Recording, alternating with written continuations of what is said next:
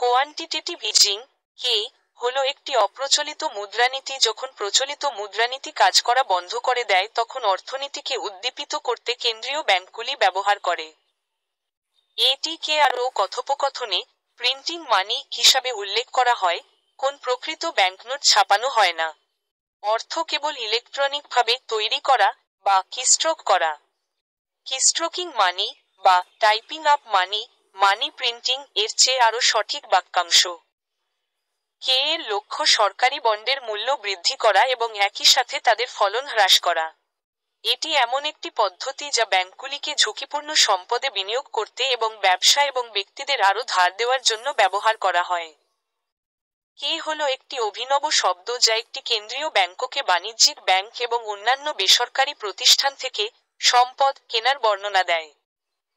এই সম্পদগুলি সাধারণত সরকারি বন্ডের মধ্যে সীমাবদ্ধ থাকে কিন্তু কেন্দ্রীয় ব্যাংকের উপর নির্ভর করে।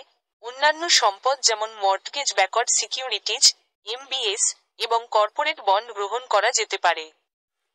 উদাহরণস্বরূপ, একটি মার্কিন পেনশন তহবিল ফেডের কাছে ট্রেজারি বন্ড বিক্রি করবে এবং বিনিময়ে পেনশন তহবিল একটি বড় ব্যাংকের একটি অ্যাকাউন্টে জমা টাকা পাবে। ব্যাংক অফ আমেরিকা বলে।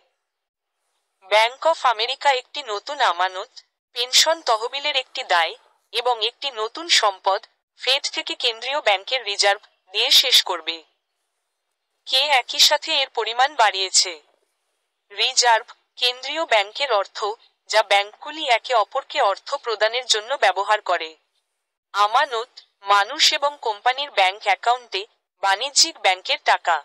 কেবলমাত্র বাণিজ্যিক ব্যাংকের অর্থ বা আমানত বাস্তবিক অর্থনীতিতে ব্যয় করা যেতে পারে। রিজার্ভ বা কেন্দ্রীয় ব্যাংকের অর্থ শুধুমাত্র অভ্যন্তরীণ উদ্দেশ্যে ব্যবহার করা হয়, যার অর্থ হলো এটি অর্থ যা শুধুমাত্র বাণিজ্যিক ব্যাংক এবং কেন্দ্রীয় ব্যাংকের মধ্যে ব্যবহার করা যেতে পারে। আমানত বাণিজ্যিক ব্যাংকের টাকা, কে বাইরের টাকা এবং রিজার্ভ কেন্দ্রীয় ব্যাংকের টাকা অভ্যন্তরীণ অর্থ হিসাবে ভাবুন। আমানত বাইরের বিশ্বে অর্থ হিসাবে ব্যবহার করা যেতে পারে বাস্তব জগতে। রিজার্ভ শুধুমাত্র ব্যাংকিং জগতে ব্যবহার করা যেতে পারে। বাণিজ্যিক ব্যাংক এবং কেন্দ্রীয় ব্যাংকের নেটওয়ার্ক। একটি কেন্দ্রীয় ব্যাংক বাণিজ্যিক ব্যাংক এবং অন্যান্য বেসরকারি প্রতিষ্ঠান এবং কর্পোরেট বন্ড থেকে আর্থিক সম্পদ ক্রয় করে পরিমাণগত সহজীকরণ প্রয়োগ করে। এই সম্পদগুলি কেনার কাজটি নতুন রিজার্ভ কেন্দ্রীয় ব্যাংকের অর্থ তৈরি করে যা অনুমিতভাবে প্রকৃত অ-আর্থিক অর্থনীতিতে ধার দেওয়া হবে যা ব্যক্তি এবং সংস্থাগুলিকে মূলধনের অ্যাক্সেস দেয় যা তাদের ছিল না। সংক্ষেপে, কে এর দুটি সহজ উদ্দেশ্য ছিল। 1.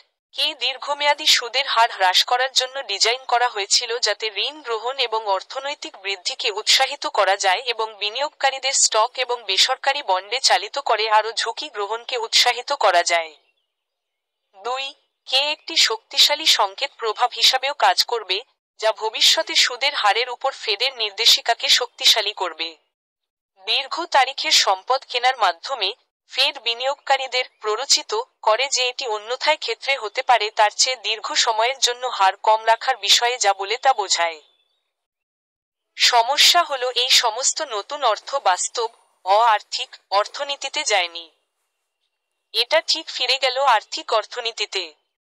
কে এর মাধ্যমে সৃষ্ট অর্থ আর্থিক বাজার থেকে সরকারি বন্ড কেনার জন্য ব্যবহার করা হয়েছিল।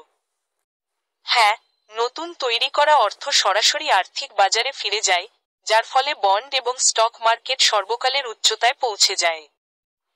কে এর অন্য প্রভাব হল দীর্ঘমেয়াদী সুদের হার নিয়ন্ত্রণ করার চেষ্টা করা। সাধারণত, কেন্দ্রীয় ব্যাংকগুলি স্বল্পমেয়াদী সুদের হার নিয়ন্ত্রণ করে পরোক্ষভাবে দীর্ঘমেয়াদী সুদের হারকে শুধুমাত্র প্রভাব করতে পারে। এই বিষয়ে পড়ে আরও। কিন্তু শুধু জেনে রাখুন যে সাধারণত কেন্দ্রীয় ব্যাংকগুলি দীর্ঘমেয়াদী সুদের হার নিয়ন্ত্রণ করতে পারে না, তবে কে এর সাথে তারা বা অন্ততপক্ষে সরাসরি চেষ্টা করতে পারে। কেন্দ্রীয় ব্যাংকগুলি 30 বছরের ট্রেজারি বন্ডের মতো দীর্ঘমেয়াদী ঋণ কিনে এটি করে। আপনি যদি এই সমস্ত বন্ড কিনছেন, আপনি মূলত চাহিদা বাড়াচ্ছেন।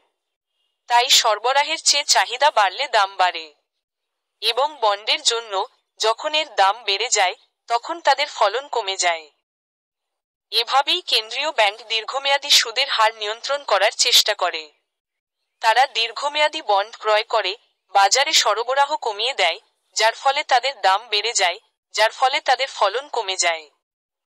সুতরাং সংক্ষেপে, পরিমাণগত সহজীকরণের লক্ষ্য হল ব্যাংকের অতিরিক্ত রিজার্ভ বাড়ানো এবং কেনা আর্থিক সম্পদের দাম বাড়ানো, যা তাদের ফলন কম করে। কিভাবে কাজ করে? সরকার এবং কেন্দ্রীয় ব্যাংক একটি স্থির অর্থনীতি বজায় রাখার চেষ্টা করে। তারা চায় অর্থনীতি বাড়ুক, কিন্তু খুব বেশি নয় যেখানে মুদ্রাস্ফীতি নিয়ন্ত্রণের বাইরে চলে যেতে পারে, তবে এতটা কম নয় যে সেখানে স্থবিরতা বা তার চেয়েও খারাপ, এটি মন্দা, নেতিবাচক বৃদ্ধি সৃষ্টি করে। তাদের লক্ষ্য অর্থনৈতিক প্রবৃদ্ধির হার ঠিক পাওয়া। প্রবৃদ্ধি নিয়ন্ত্রণ করার জন্য তাদের একটি প্রধান হাতিয়ার হল সুদের হার বাড়ানো বা কমানো। নিম্ন সুদের হার লোকে বা সংস্থাগুলিকে সঞ্চয়ের পরিবর্তে অর্থ ব্যয় করতে উৎসাহিত করে। কিন্তু যখন সুদের হার প্রায় শূন্যের কোঠায় থাকে, তখন কেন্দ্রীয় ব্যাংকগুলিকে বিভিন্ন কৌশল অবলম্বন করতে হয়, যেমন অর্থ সরাসরি আর্থিক ব্যবস্থায় পাম্প করা। এই প্রক্রিয়াটি পরিমাণগত সহজকরণ বা নামে পরিচিত। কেন্দ্রীয় ব্যাংক সম্পদ, সাধারণত সরকারি বন্ড, অর্থ দিয়ে কেনে যে এটি মুদ্রিত বা আরও সঠিকভাবে ইলেকট্রনিকভাবে তৈরি। তারপরে এটি ব্যাংক বা পেনশন তহবিলের মতো বিনিয়োগকারীদের কাছ থেকে বন্ড কেনার জন্য এই অর্থ ব্যবহার করে। এটি আর্থিক ব্যবস্থায় ব্যবহারযোগ্য তহবিলের সামগ্রিক পরিমাণ বৃদ্ধি করে। আরও অর্থ উপলব্ধ করা আর্থিক প্রতিষ্ঠানগুলিকে ব্যবসা এবং ব্যক্তিদের আরও বেশি ঋণ দিতে উৎসাহিত করবে বলে মনে করা হয়। এটি সমগ্র অর্থনীতিতে সুদের হার কমিয়ে দিতে পারে, এমনকি যখন কেন্দ্রীয় ব্যাংকের নিজস্ব হারগুলি যতটা যেতে পারে তত কম। এর ফলে ব্যবসাগুলিকে বিনিয়োগ এবং ভোক্তাদের আরও বেশি ব্যয় করার অনুমতি দেওয়া উচিত, যা অর্থনীতিতে নক অন বুস্ট দেয়।